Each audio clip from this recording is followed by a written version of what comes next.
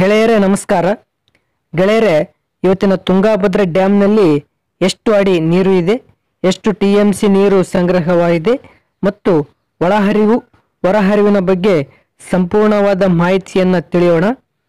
ಅದಕ್ಕಿಂತ ಮೊದಲು ಈ ವಿಡಿಯೋಗೆ ಒಂದು ಲೈಕ್ ಮಾಡಿ. ಹಾಗೆ ತುಂಬ ಜನ ನಮ್ಮ ಚಾನಲ್ ಸಬ್ಸ್ಕ್ರೈಬ್ ಮಾಡಿದ ವಿಡಿಯೋಸ್ ನೋಡ್ತಿದ್ದೀರಾ, ದಯವಿಟ್ಟು ನಮ್ಮ ಚಾನಲ್ ಸಬ್ಸ್ಕ್ರೈಬ್ ಮಾಡಿ. ಹಾಗೆ ಪಕ್ಕದಲ್ಲಿರುವ ಬೆಲ್ ಐಕನ್ ಪ್ರೆಸ್ ಮಾಡಿ.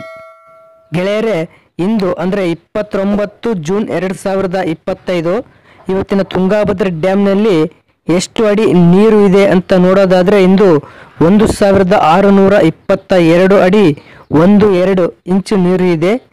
ಇನ್ನು ತುಂಗಭದ್ರಾ ಡ್ಯಾಮ್ನ ಗರಿಷ್ಠ ನೀರಿನ ಮಟ್ಟ ಇರೋದು 1633 ಅಡಿ.